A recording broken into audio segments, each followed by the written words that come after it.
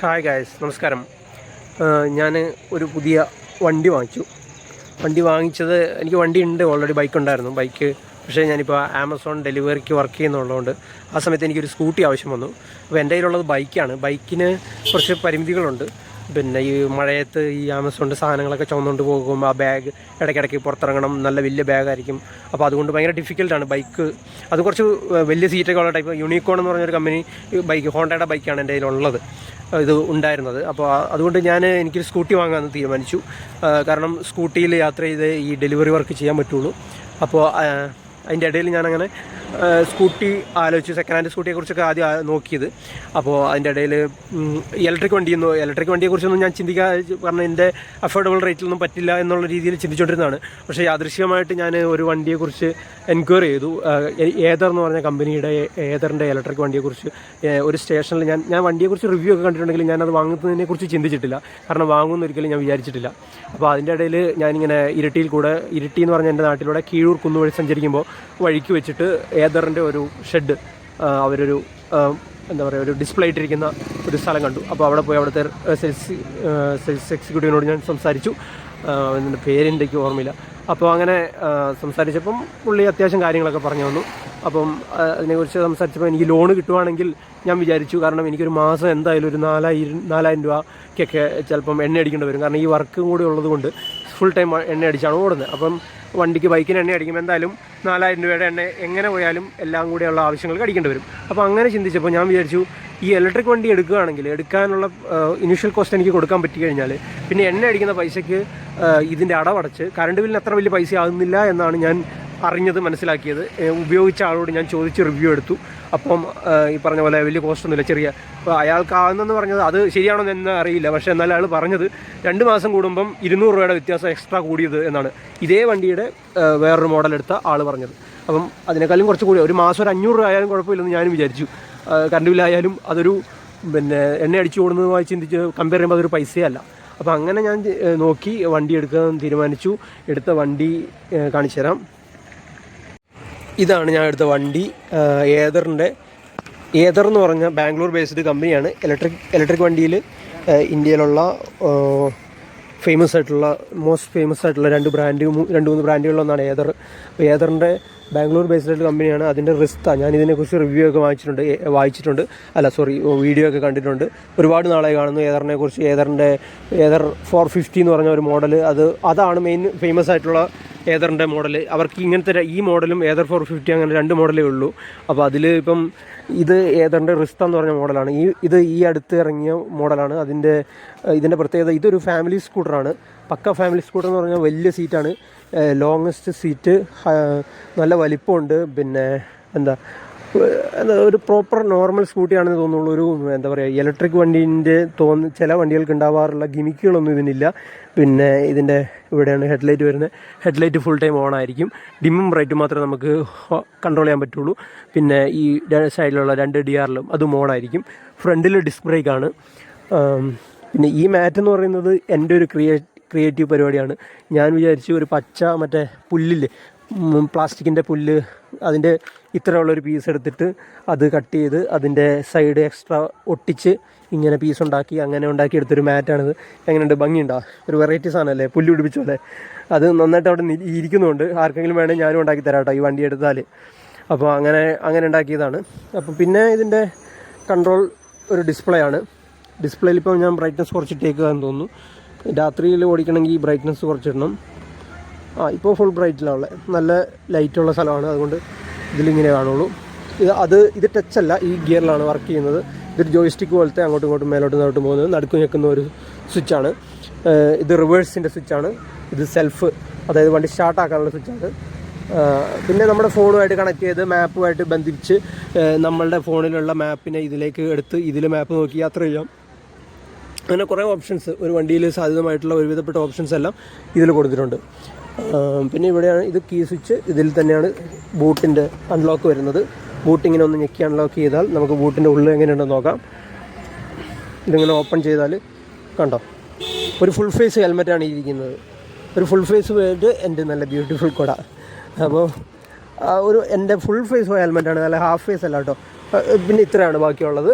പിന്നെ സ്ഥലം. ഇവിടെ അത്യാവശ്യം സാധനങ്ങൾ വെക്കാനും ഹെൽമെറ്റ് വേണമെങ്കിൽ ഹെൽമെറ്റും കൂടെ വെക്കാനുള്ള സ്ഥലമുണ്ട്. ഹാഫ് ഫേസ് ആണെങ്കിൽ 2 ഹെൽമെറ്റ് സൂപ്പറായിട്ട് കൊള്ളുമെന്ന് എനിക്ക് തോന്നുന്നത്. പിന്നെ ഇവിടെ ചാർജിങ്ങിൻ്റെ ഒരു ഇത് കൊടുക്കേണ്ടതാണ്, പക്ഷേ കമ്പനി ചതിച്ചു. കമ്പനി അത് ഓപ്ഷണലായിട്ട് മറ്റേ സ്പെയർ ആയിട്ട് മാത്രമേ കൊടുക്കുകയുള്ളൂ, അത് എക്സ്ട്രാ വാങ്ങിച്ച് വെക്കണം. പക്ഷേ അത് മാത്രം ഫിറ്റ് ചെയ്യാൻ പറ്റുന്ന കറക്റ്റായിട്ടുള്ള ഒരു സോക്കറ്റ് പക്ഷേ കൊടുത്തിട്ടുണ്ട്. എന്താണ് കമ്പനി. പിന്നെ ഇത് ചെറിയൊരു പോക്കറ്റാണ്, ഇത് സീറ്റാണ്. ഈ സീറ്റ് ഒരു ഇത്തിരി വോബ്ലി സീറ്റാണ്, പക്ഷേ അതൊക്കെ ഞാൻ ക്ഷമിച്ചു, കാരണം ഇത്രയും നല്ല വണ്ടിക്ക് കുറ്റങ്ങളൊന്നും പറയാൻ പാടില്ല. ഇതാണ് ബാക്ക് റെസ്റ്റ്, നല്ല സ്ട്രോങ് ബാറാണ്, ഹാൻഡിൽ ബാറാണ്, നല്ല വീതിയുള്ള സ്ട്രോങ് ആയിട്ടുള്ള ഹാൻഡിൽ ബാർ, ചെറിയൊരു ബാക്ക് റെസ്റ്റ് ഉണ്ട്. പിന്നെ ഇതാണ് ബാക്ക് സൈഡ് വ്യൂ. ഇവിടെ നിന്ന് വരുന്നത് കണ്ടോ, നല്ല രസമില്ല. എനിക്ക് ഇതിൻ്റെ ഏറ്റവും ഇഷ്ടമുള്ള ഭാഗം ഈ ബ്രേക്ക് ലൈറ്റിൻ്റെ ലൈറ്റാട്ടോ. പിന്നെ ഇത് ചെയിൻ ഡ്രൈവ് അല്ല, ഇത് ബെൽറ്റ് ഡ്രൈവ് ആണ്.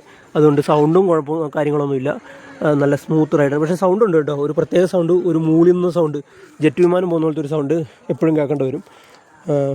അപ്പോൾ അങ്ങനെ ഇനി നമുക്കിതിന് ഒന്ന് ഓടിച്ചിട്ട് നോക്കാം. അപ്പം ഞാൻ ഏതായാലും എൻ്റെ കോട്ട് എടുത്ത് നോക്കട്ടെ. അപ്പോൾ ഇനി ഞാനൊരു കുന്ന് കയറ്റിയുള്ള ടെസ്റ്റിംഗ് ആണ് നിങ്ങൾക്ക് കാണിച്ചു തരാൻ പോകുന്നത്.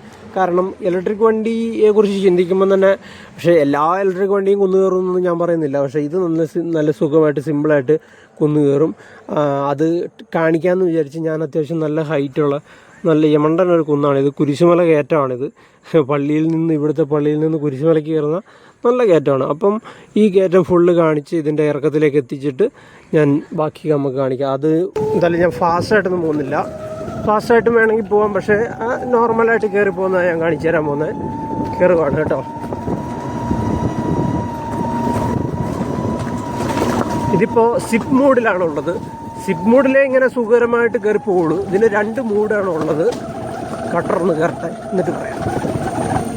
അത്യാവശ്യം കട്ടറൊക്കെ ഉള്ള കുന്ന് തന്നെയാണ് കയറി പോകുന്നത്. ഒരു വണ്ടി പോയപ്പോൾ ഒന്ന് പോസ് ചെയ്തു. ഓക്കെ, കയറുന്നുണ്ടോ, സുഖമായിട്ട് കയറുന്നുണ്ട്. വേറൊരാളും കൂടെ ഉണ്ടെങ്കിലും ഇങ്ങനെ തന്നെ കയറും. ഇങ്ങനെ തന്നെ കയറില്ല, എന്തായാലും എല്ലാ വണ്ടികൾക്കും ഒരു കുന്ന് കയറുമ്പോൾ ഉള്ള ബുദ്ധിമുട്ട് എന്തായാലും ഉണ്ടാവുമല്ലോ, ഇതിനും ഉണ്ടാവും. കയറാം. ഇത് വീഡിയോയിൽ കാണുന്ന പോലെ കാണുമ്പോൾ ചിലപ്പോൾ ഇത് വലിയ കുന്നാണോ എന്നൊക്കെ തോന്നാം, പക്ഷേ റിയാലിറ്റിയിൽ ഇത് നല്ല കുന്ന് തന്നെയാണ്. കാരണം ഇവിടുത്തെ നല്ല പൊക്കമുള്ളൊരു കയറ്റമാണ്. ഉണ്ടോ, കയറിപ്പോകുന്നുണ്ട്, അവിടെ കാണത്തില്ല. ഈ ലെവലിൽ നോക്കിയാൽ ഇത്രയും സ്ലോപ്പുണ്ട്. ഒരു കുഴപ്പമില്ലാണ്ട് കയറിപ്പോകുന്നുണ്ട് കേട്ടോ, ഒരു കുഴപ്പമുണ്ടാവില്ല. ഇനി വേറൊരു ഓപ്ഷൻ ഞാൻ കാണിക്കാൻ പോകുന്നത് ഇതാണ്.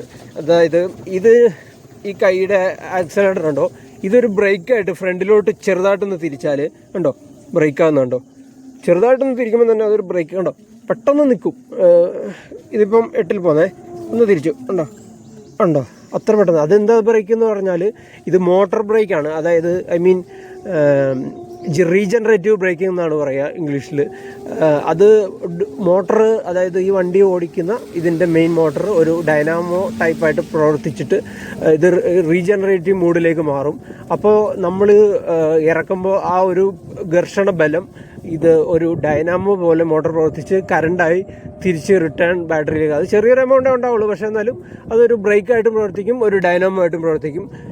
ഇപ്പം ഞാൻ എത്തിയ സ്ഥലം കണ്ടോ, എങ്ങനെയുണ്ട്? ഇത്രയും നല്ല വ്യൂവിലേക്കാണ് ഞാൻ വന്നത്. ഇത് വളരെ അടുത്താണ് എനിക്ക്, അപ്പോൾ ഞാൻ പെട്ടെന്ന് ഇങ്ങ് വന്നു. ഓക്കെ, ഇവിടെ നിർത്താം. അപ്പോൾ അങ്ങനെയാണ് കാര്യങ്ങൾ കേട്ടോ.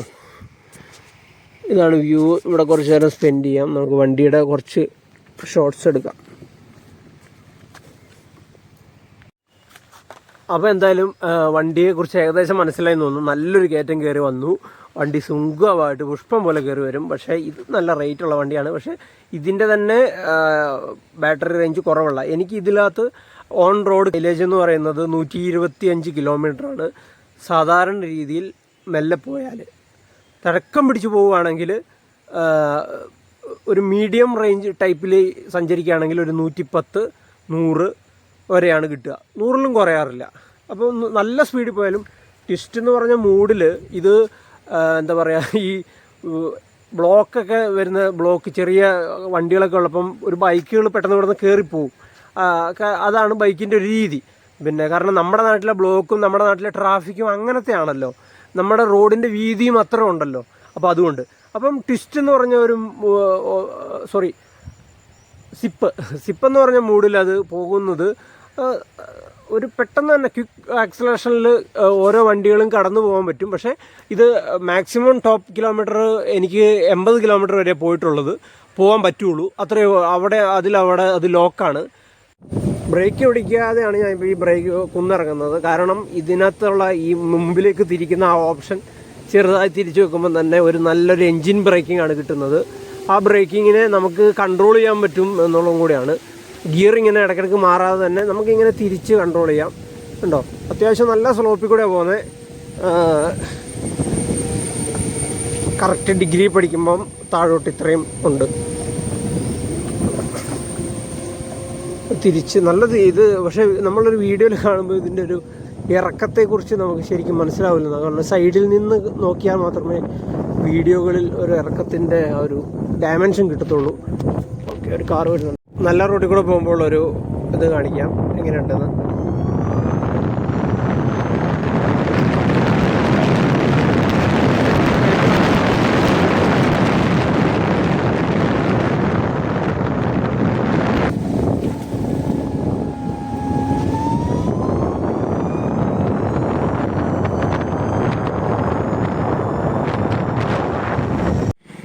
അപ്പോൾ ഇത്രയുള്ള വണ്ടിയെക്കുറിച്ച് പറയാൻ. നല്ല വണ്ടിയാണ്. എനിക്ക് ഇഷ്ടപ്പെട്ടു വണ്ടി. എനിക്ക് ഇഷ്ടപ്പെട്ടെന്ന് പറഞ്ഞാൽ ഇഷ്ടപ്പെട്ടെന്നല്ല, ദ ബെസ്റ്റായിട്ട് ഇഷ്ടപ്പെട്ടു. പക്ഷേ ഈ കളറാണ് ഇഷ്ടപ്പെട്ടിട്ടുള്ളത്. അപ്പം ഞാനിത് കാണുമ്പോൾ തന്നെ മറ്റു കളറുകളെക്കൊന്നും നോക്കുന്നില്ല. പിന്നെ ഇതിൻ്റെ ഫ്രണ്ടിലൊരു വൈറ്റ് വരുന്ന ടൈപ്പ് പല മോഡലുകളും ഉണ്ട്. കുറേ പേരൊക്കെ അത് എടുക്കുന്നുണ്ട്. എനിക്കതൊന്നും ഇഷ്ടപ്പെടുന്നില്ല. ഇത് ഒരു സിംഗിൾ ഫ്ലാറ്റ് ഒറ്റ colour, glossy grey, dark glossy grey, ഡാർക്കല്ല, ഒരുവിധം ഡാർക്ക്. ഇവിടെ ഒരു ബ്ലാക്ക്. ഇത് ഒരു സിമ്പിൾ കളറാണ്, പ്ലെയിൻ കളറാണ്. കൂടുതൽ ഗിമിക്സും ഈ മറ്റേ ഒടിഞ്ഞതും മടിഞ്ഞതും ചെത്തിയതും മുറിച്ചതൊന്നുമില്ല. ഒരു നല്ലൊരു ഷേപ്പ്, നല്ലൊരു എന്താ പറയുക, ഒരു എലഗൻ്റ് ആയിട്ടുള്ള ഷേപ്പിലുള്ളൊരു കിടിലനൊരു സ്കൂട്ടി എന്ന് പറയാം. പക്ഷേ ലുക്ക് കൊണ്ടായാലും വർക്ക് കൊണ്ടായാലും പെർഫോമൻസ് കൊണ്ടായാലും റൈഡിങ് ക്വാളിറ്റി കൊണ്ടായാലും ബിൽഡ് ക്വാളിറ്റി കൊണ്ടായാലും എല്ലാം കൊണ്ട് സൂപ്പറാണ്. പിന്നെ എന്തെങ്കിലുമൊക്കെ മെക്കാനിക്കൽ പ്രോബ്ലംസ് തീർച്ചയായിട്ടും എപ്പോഴെങ്കിലുമൊക്കെ വരാം. അതൊന്നും ഞാനിപ്പോൾ ഈ പറഞ്ഞതിന് ഇതുമായിട്ടൊന്നും ബന്ധമൊന്നുമില്ല. അതൊക്കെ ഉണ്ടാവും. പക്ഷേ ഇപ്പോഴത്തെ എൻ്റെ ഒരു ഓൺ പേഴ്സൺ റിവ്യൂ ആണിത്. കിടിലം വണ്ടിയാണ്, നല്ല വണ്ടി തന്നെയാണ്. ഇതിൻ്റെ പല വേരിയൻ്റ് ഉണ്ട്. ഇതെൻ്റെ ഞാനെടുത്തിരിക്കുന്നത് ഏറ്റവും ടോപ്പ് വേരിയൻ്റാണ്. കാരണം എൻ്റെ ഉപയോഗത്തിന് അതാണ് വേണ്ടത്. ഇതിന് ഞാൻ പേയ്മെൻറ്റ് ഏകദേശം 1,80,000 രൂപയോളം ഇതിന് എല്ലാം കൂടി ചെയ്ത് എല്ലാ കാര്യങ്ങളുമായിട്ട് റോഡിലേക്ക് ഇറങ്ങുമ്പം വരും. അത് ഞാൻ ലോണിലാണ് എടുത്തേക്കുന്നത്. അതുകൊണ്ട് തന്നെ അത് ഉറപ്പായിട്ടും 2 ലക്ഷത്തിൻ്റെ മേളിൽ അങ്ങ് പോവും. പക്ഷേ അത് മാസം അടവായി 5,000 രൂപ ആയതുകൊണ്ടും 8 വർഷം ഞാൻ ഇതിന് ബാറ്ററി വാറണ്ടി വാങ്ങിച്ചിട്ടുണ്ട്. അതും കൂടെ ഉൾപ്പെട്ടിട്ടുണ്ട്. 8 വർഷത്തെ ബാറ്ററി വാറണ്ടി ഇതിലുണ്ട്. അതോടെ അടക്കമാണ് ഞാൻ വാങ്ങിച്ചത്. അപ്പം ബാറ്ററി 8 വർഷത്തേക്ക് സേഫാണെന്ന് വിചാരിക്കാം. ബാക്കിയെല്ലാം ഒരു ട്രസ്റ്റും കൂടിയാണ്. കുറച്ചൊക്കെ റിസ്ക് എടുത്താലേ റിസ്ക് ചാപ്പിടാൻ പറ്റുള്ളൂ എന്ന് പറഞ്ഞ പോലെ ഇതുപോലെ നല്ല വണ്ടികൾ ആസ്വദിക്കണമെങ്കിൽ ഒരല്പം റിസ്ക് എടുക്കേണ്ടി വരും. ഈ ഒരു റൈഡ് പോലും എനിക്ക് മുതലാണ്.